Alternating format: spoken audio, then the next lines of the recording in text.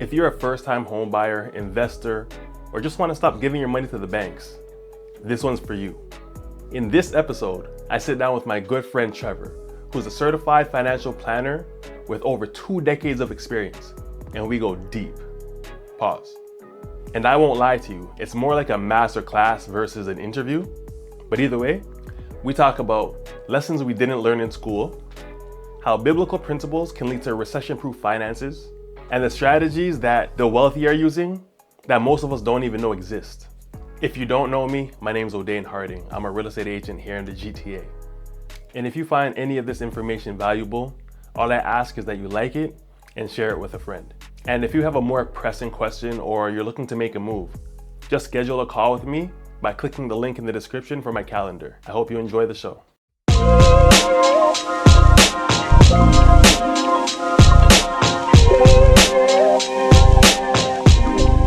Trevor's a financial planner, and he's a lot more than that actually. You have a lot of letters after your name. Just three. Just three. A total of 9 letters, but 3 designations. So yeah, let us know who you are, what you do. Sure, thanks. And then we can get into those technical. So I'm a certified financial planner. I know I look young. I'm turning 41 this year. So I started when I was really young, when I was actually 17, 18. I did my co-op when I was 16. I wrote a licensing exam when I was 17, and I became a full-time independent advisor when I was 18.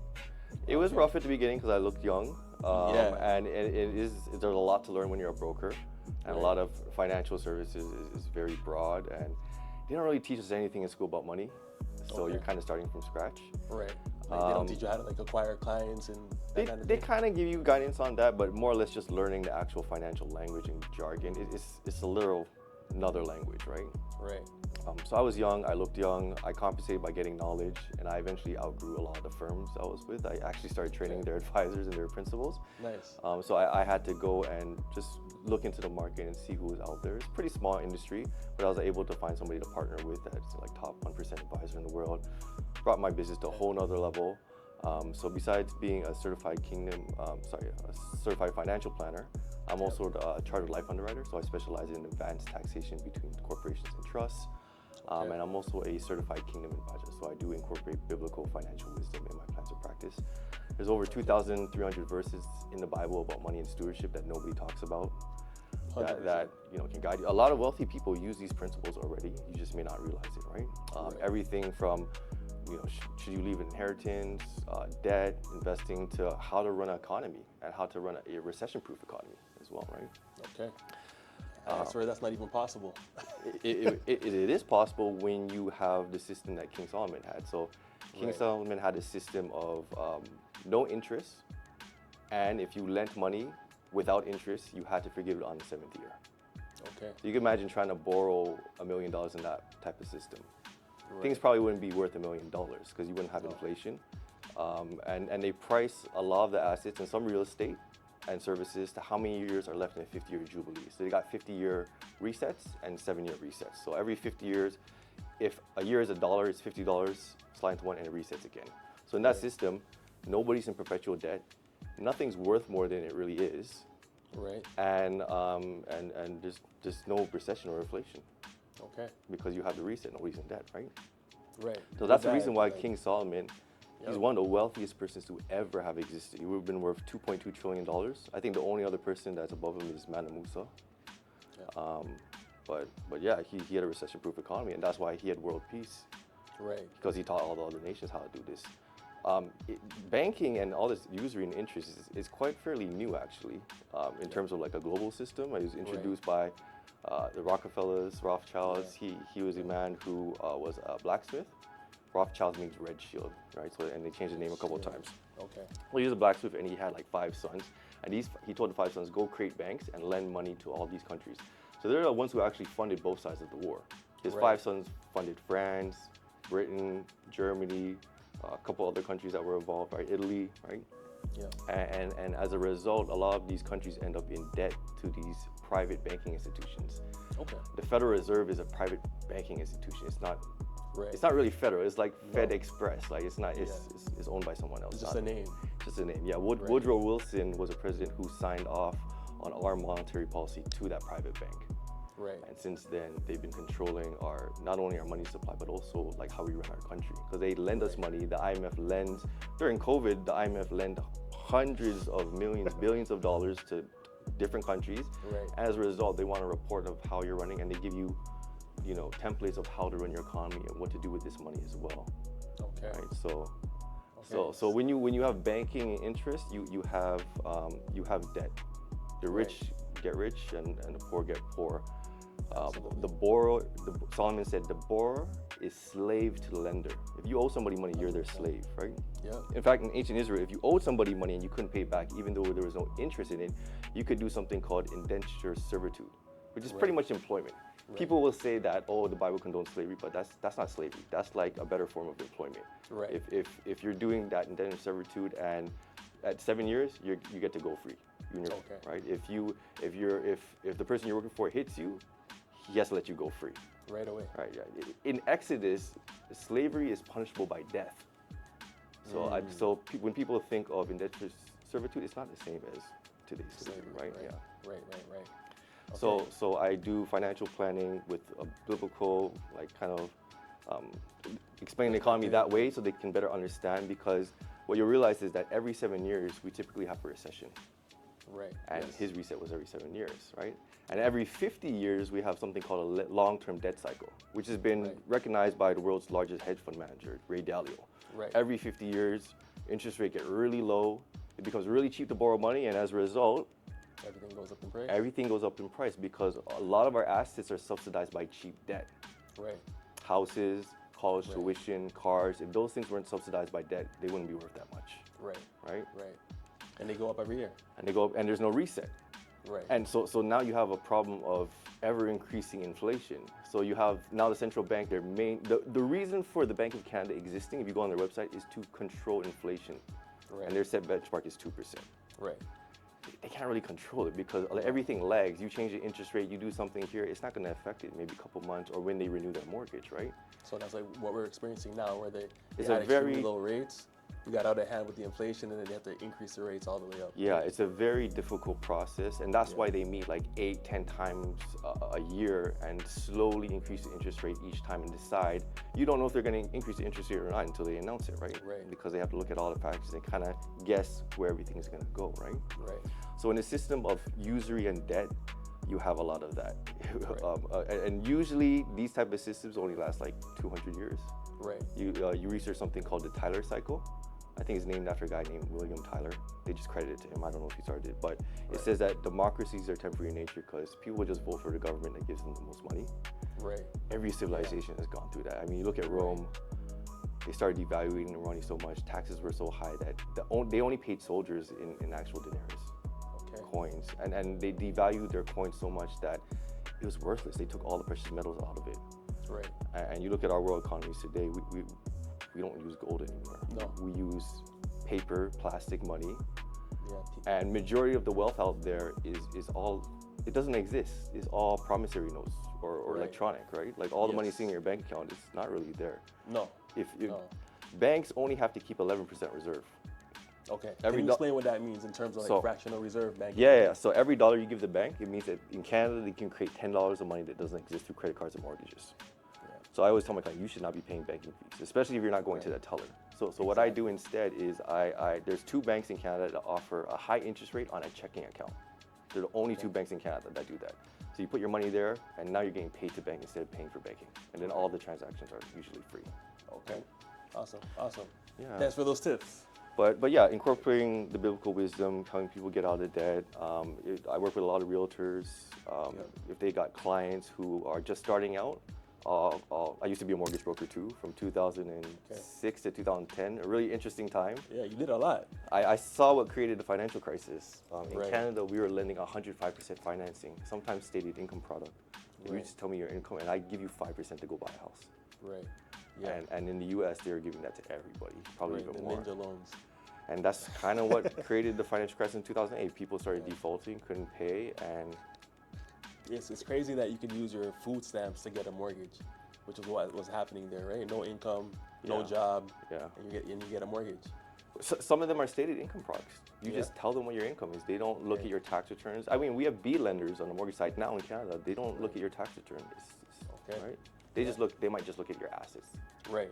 As long as there's enough equity, they'll Yeah, lend to you. yeah. Because typically lenders they'll only qualify for a mortgage up to if your future mortgage payment and your current debt commitments are 40% or more than your current income. Then you might not qualify for as much. So I always tell my clients, don't get into debt commitments before you buy a house. Don't get a car loan. If you got a second job, don't quit your second job before you close. I had that actually happen to me when I was a mortgage broker. My client quit her second job before she closed, and then the lender was like, "Oh, we can't lend to you anymore." So she had to go to a B lender at a higher rate. Of course. So yeah, you always want to be mindful of that because one, the borrower is slave to the lender. You don't want to be a slave. Two, you want to be able to qualify for as much home as possible, and you want to try to save as much down payment as possible as well. The reason being is if you don't put down 20%, the bank's gonna force you to buy CMHC insurance or genuine worth insurance. And that doesn't even protect you. And it can be $10,000, $15,000, $30,000 loaded upfront to your mortgage. I actually who does it protect in that case? The bank. I actually had a client get foreclosed on him. His house got sold. He got kicked out. CMHC paid the bank and turned around and went after my client for the rest of the money. Really? So the bank forces you to buy insurance that doesn't even protect you. It protects them. Yeah. Reason people don't put 20% down other than not having it is because they want to buy other properties, right? So you just kind of have to count the cost to see if it's worth it. I guess it depends on the cash flow and the values in the area, right? A lot of factors. But yeah, realtors from clients who are really young, starting out, I'll make them a mock mortgage. So we'll decide, you could qualify for a mortgage and it's gonna be like $3,000 a month. Plus utilities, you're looking at like $3,500. And I'll get them to save that amount in either a first-time home savers account or a TFSA. Minus their current rent and debt payments. So that way it simulates like a future mortgage. They're not gonna be surprised by home ownership when they buy a place, and they'll be saving a larger down payment at the same time. Right. Yeah, I have some clients right now. They just bought, but they were doing this exercise where they're paying their rent, and then they're also saving on top of that what their mortgage payment would be. Correct. So they've been doing that for like 6 months. That's good. Yeah, that's even better. Yeah. They're the only people I know that have successfully done that. Yeah. So when they get their house, all that rent they're paying is going to be pure cash flow that they can use to invest and save for their future or invest in other properties or things, right? Yeah. So clients who are just young starting out, if they're first-time home buyers, I always recommend open up a first-time home savers account. If you can't maximize it, put at least $100 in there so the CRA knows that it's open, and then you can carry forward the 8K room every year. And you can deposit up to $40,000 per person for that. So a couple can $80,000 in there. It grows tax-free. You got 15 years to buy a house. If you don't buy a house, you can transfer it to your RSP. Or if you withdraw, it becomes taxable income.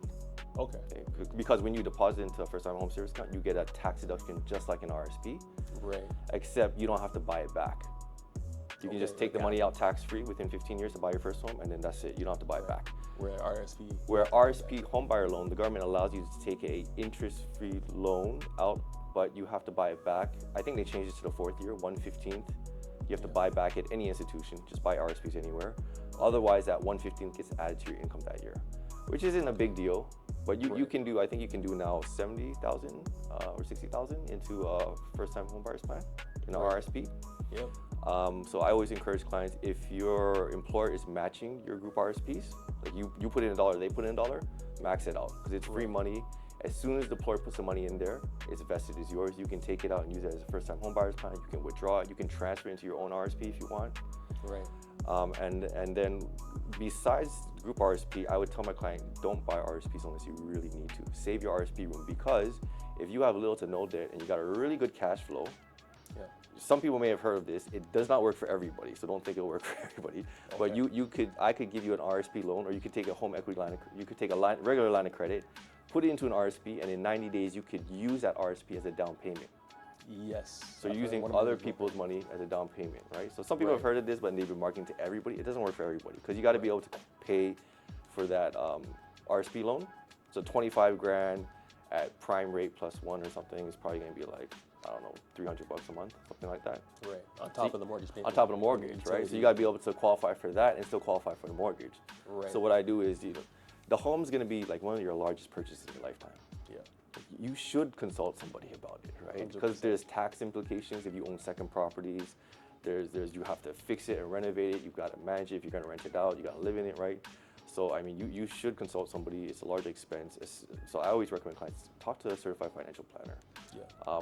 My clients that I work with, if you're a referral from a realtor or an accounting firm that I work with or one of the organizations, I don't charge for my financial planning. So I would try to find a service like that where they're not going to charge you arm and leg, because it is hard to find CFPs. There's not too many of us, and most of us, we do charge at least $100 per hour, right? So through my program, if you work with a team of professionals, you could probably get most of those services without having to pay. Because of the partnership that we have. Like for your clients, I would offer the same thing. I wouldn't charge them for any financial planning. So if they want to contact me, there's no obligation to do anything with me. I'll create a whole holistic financial plan that will encompass everything. I'll tell them how much they need to retire, tax planning, retirement planning, cash flow management. I'll talk to you later about how to pay off their mortgage sooner, insurance. Brother, I need that service myself. Debt, because I used to be a mortgage broker. I can help them fix their credit. I understand that. And just get them to the right path. And usually the financial plans are like 200-300 pages. And they're meant to last, like, to guide you for your whole life. Right? So, and I don't have to charge for that. And mainly because I incorporate the biblical financial wisdom. As long as I expose somebody to that, I'm not going to charge. I view it as my ministry. I don't have a mortgage. I'm semi-retired. Like, I don't have to do this stuff. I don't have to make money. So I don't have to charge. Beautiful. So 41 years old, almost. And semi-retired. How does that feel? It's good. I work from home. I built a little office shit in my backyard that's separate, so my kids can yell as much as they want, and I don't have to worry about it. My clients can come over. I can hold a lot of people in the shed, in the office shed. It's pretty modern looking. I think you heard about this city saying we can build sixplexes now anywhere. Sixplexes anywhere. Anywhere. Or rooming houses. Any zoning. So I think that's going to change real estate if people start doing that. But if they also, improve their permit process and the cost, because the permit process is like twice the cost and twice the time opposed to like Hamilton. So developers are going elsewhere, right? But if they can, ease it up and make it easier for people to build alternative housing, I think that will help, change the market as well and make housing more affordable for people. I mean, that office shed that I have in my backyard, I built it. I bought it from a company called Summerwood out in Scarborough. They manufacture in-house there in Scarborough locally, so everything's Canadian built, and then they ship it all across the world. People buy them. So it's prefab. It's prefab. It's kind of like IKEA. They pre-cut it for you, and then you can assemble it yourself, or you can pay them to assemble it. They give you instructions to everything, just like IKEA. So I built mine. Me, my wife, and my brother-in-law built it together. I got it last 2024 in December. I built it by it was finished by February. I remember you sent me the pictures. It's neat. I insulated. It's heated. It's got electricity, everything. So So that you would have to get an electrician to run the electrician, And if it's small enough, you may not need a permit, right? If it's bigger, I mean, they sell large, like you can buy a 2-story house if you want to build it yourself or get them to build it. As a fraction of a cost, like 2-story, 2,000 square feet, 1,000 square feet, it's like 80,000. 100,000, That's not bad at all. 200,000, like it's affordable if you can go through the permit process, and or even if you just buy land and build a house on it or a sixplex, it's gonna be way cheaper to build, right? You just gotta wait and have the financing set up for that, right? So is that something that you would recommend for, let's say it's hard to get into the market now? If you're living with your parents, if you're renting right now, if you're younger, and you can't afford that, maybe you just buy a plot of land, right? Like I seen land in West Hill for $100,000 like a couple years ago. I should have bought that. It would have been worth a lot by now, right? 100%. I wouldn't have to do anything, just sit on it and just wait, right? Or even in you're living at your parents' house, you have the space in your backyard, you can just build your house back there. If it's big enough, my first house I bought in 2011 for $388. It was a 2-story detached house. Over 2,000 square feet or so, 2,500, and I rented out the whole place. I lived in it, and I rented it out, and it paid for my mortgage and gave me some profit. And through my work and the special mortgage I had, I was able to pay off that mortgage within 7 to 10 years. And then I sold that property in 2021 because of capital gains tax. They were saying they're going to increase it, and other factors too. One of my tenants got bed bugs, and I reevaluated what I was doing there, and I realized it made more sense for me to sell it at that time and to invest in something else that was going to give me more passive income. And then I would later take that asset and go buy other property with later, right? Okay. Yeah. Okay. So yeah, that was a good experience. So I always encourage, if you have a large enough home, or maybe you buy a larger home with a separate entrance and rental unit, you could rent it out. Right. Or you build a sixplex and Or live in one of them, right? Live in one and then Airbnb the rest. Right, yeah. Yeah, there's so many options now, which is interesting. We didn't have them before, but I guess because of where the prices are and where Technology, the population versus lack of inventory here, there's so many more options. For now, yeah, but I think in the future, like you have to remember, a quarter of our world population are baby boomers. Same with Canada. And since 2016, we haven't had enough children to replace that population. So we're gonna have a big problem when that population passes. Yeah. And so they're pretty much gonna set a lot of the real estate market, at least a quarter of it, right? As they age, they're gonna sell their larger homes where they can't walk up those stairs, maybe buy a bungalow, a condo, nursing homes, right? Yes. Those sort of things you may want to look into, right? I have clients who own nursing homes, and yeah, it's good business because you got a quarter of the world population or a quarter of our country gonna live in that, right? Or retire to that. So 100%. When I cold call, I get more of the people telling me that they're gonna die there than anything. Like, yeah, I'm not going anywhere. I'm gonna die here. They're taking me out in a box. Yeah. I'm like, okay. Which is fine. I mean, if you got a family to leave that to, or a spouse, or your family already lives in the house, then that makes sense, right? So let's talk about that. When you live in the place until you die. Yeah. And then you're, I guess, gifting your property to your kids or whoever it may be. I know many people are not set up in a way that is tax efficient for the person that's going to inherit the property. If it's their primary residence, it's tax efficient already. It's going to be tax free. The only thing they may pay is probate. So probate is a public process to validate the will and make it open to creditors to come apply if you owe them a duty of care, if you owe them some money, right? Right. So like matrimonial claims, I got one case right now like that. Creditors, stuff like that, right? But everything that flows through a will becomes public domain. Right. Once a will's been probated, it takes like 1-2 years to probate a will. So it's a long process and it's costly. It's 1.5% roughly in Ontario. Ontario has the highest probate in all of Canada. Of course it does. I think if you go to Alberta or somewhere, it's like a flat fee. It's like $500 right, for probate. So probate's not a problem in certain jurisdictions, but in Ontario, it's a problem. Yeah. So what you find is people trying to plan to avoid probate. So if you pass a house that's $1 million to your adult children through your will, it's going to get caught up in probate. Everyone's going to know about it. Yeah. And you're going to pay about $14,500 in probate fees to transfer that asset. So what parents will do is they'll say, I don't want to pay probate when I die. Let me put my child on title to this house. Right.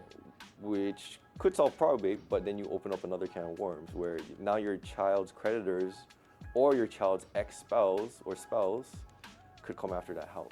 Right.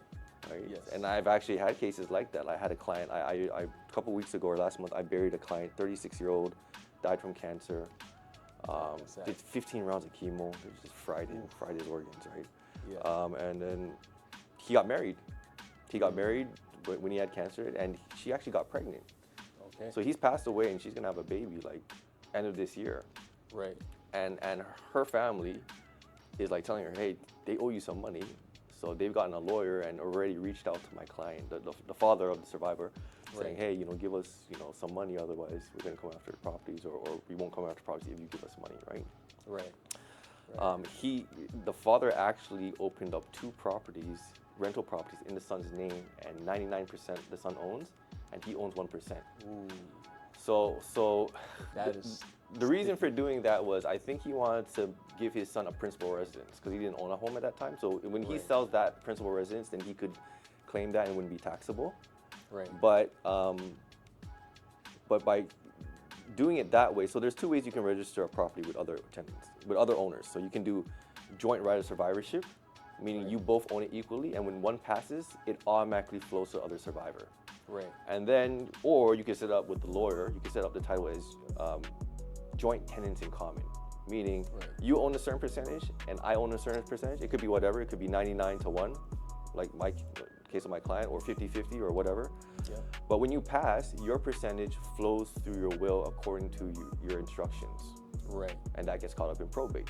So if you name your child as joint owner on your property, it has to be joint right of survivorship in order to avoid probate. Otherwise, if you do tenants in common, it's probably going to still get caught up in probate. Right. Like my client, the father, he went to the lawyer, and the lawyer's like, yeah, you have to probate the will to get the 99% transferred to you. And when you transfer that 99%, even though you didn't sell the property, it's a deemed disposition, you owe the tax on that property. Right. So what a lot of real estate investors don't realize is you're gonna have to pay a tax on all your second properties when the last spouse passes away, or when you sell that property. Right. A lot of people are not counting that. I mean, I'm guilty of that. I was a real estate investor. I bought my first property in 2011. I was just looking at the rental income. Right. The gross. Yes. I wasn't even looking at the net after I paid stuff. But even if you look at that, most people look at the net, but they don't look at the net after tax. Right. Right? Because every year you're declaring that income. You're Yes. supposed to be on your tax return. If you, side note, if you rent to a family member or somebody under fair market value, CRA does not want you claiming their rent, nor do they want you deducting expenses for that property. Right. Okay, so just side note. I guess that's because it's not benefiting them. It's not fair market value. It's not really a business. You're not really making profit off of it, right? So Okay. yeah, and then you don't get to declare the expenses either, though. So it's kind of like a wash. I know with deemed dispositions, for myself, when I went from living in or from having it as a rental property to living in it, It's not a deemed disposition, but when you do that, you should write a letter to CRA saying, hey, I changed the use of my property. I'm living in it now. It's no longer an investment property. Okay. So from that point forward, you can claim capital gains exemption on it. Right. Actually, you technically don't even have to live in a second property. Like if you got a cottage that you're not renting out 100% of the time and you stay there sometimes, CRA allows you to pick which property gets the capital gains exemption. So, Okay. so if you've got a house, but your cottage that you only frequent twice a year during summer has a larger capital gain, you can opt for that capital gain exemption to be on your cottage instead of your principal residence. Okay. But you can only have one principal residence per couple per year, so you got to pick and choose. So if you pick the cottage those years, then the principal residence becomes, what you're living in becomes taxable those years, right? Right. Which could be okay if you keep that property for a long time. So let's say you got a cottage that has a larger capital gain. You say that that's your principal residence, you claim exemption, so you don't pay as much capital gains tax. Yep. And then, so that time that you were living in the other house, but you claim the cottage as principal residence, that'll be taxable. But if you live in that principal residence for longer, you would have lived there longer as principal residence than when it was taxable. So the tax liability should reduce a little bit, right? Okay. The only problem with tax liabilities is, I can tell you roughly what it is right now, but Right. nobody can tell you exactly what it's going to be in the future. I can do an estimate. Right. And usually when I do an estimate for people, like if I show them if it doubles, they're like, I want to sell the place, right? Yeah. 100%. Because they're not prepared for that tax liability. Right. Because remember, you're not actually selling the property, it's triggered. Right. So for example, my grandfather was an accountant who moved to Alberta. Yeah. I don't know why. I think they had the cheapest tax rate. He bought a whole bunch of properties beside the University of Alberta. He rented out to student tenants, international students. Right. That's who I rented out to. Actually, I have cousins who run Brant College in Mississauga. Okay. All they do is rent out to international students. Right. It's good money. It's good money because they're used to paying high fees at student residence, and they're used to paying double tuition. So you save them on the rental income. They'll probably never be late on their rental payments. Right. Some of them pay up front for the whole They year. pay up front. A lot of them have to have financial backing in order to come here, right? Right. So it makes a lot of sense. And usually they don't know anything about the city, so they're usually not going to throw a party at your house or do something to jeopardize their student visa, right? Right. So I rented out to a lot of international students from the Caribbean. They're really clean, paid on time, good. So I never had a problem with them. Okay. And then my grandfather rented out a whole bunch of international students. He put condos, he put houses, he put apartment buildings into holding companies and corporations. I can talk to you about that later too. Okay. And then when he died in 2008 during a recession. And it triggered a large tax bill because he had all these properties that he bought in the early 1900s. I had to go help my dad remove wallpaper from these properties. Wallpaper from the 1900s is very difficult to remove. It's really hard. Yeah. I'm not even doing that myself. I'm paying somebody to do it. Yeah. Good luck with that. You pay them a lot of money to do that. Yeah. It's all right. But yeah, we had to sell properties during a recession in order to pay that tax bill. Yeah. So if you don't have a way to pay that tax liability, your family's probably gonna have to sell all those properties. So if you want to leave property for the next generation that are not principal residences, you're gonna have to find a way to save that money. And the cheapest way to pay for that is life insurance. We covered a lot already, but trust me, that's just the beginning. In part 2, Trevor gets into exact strategies to protect your family's wealth, how to avoid huge probate fees, and how to structure your properties the right way. So if you're planning to leave something behind for your kids or build wealth that lasts, you need to catch the second half of this masterclass. Hit that subscribe button and jump into part 2 now.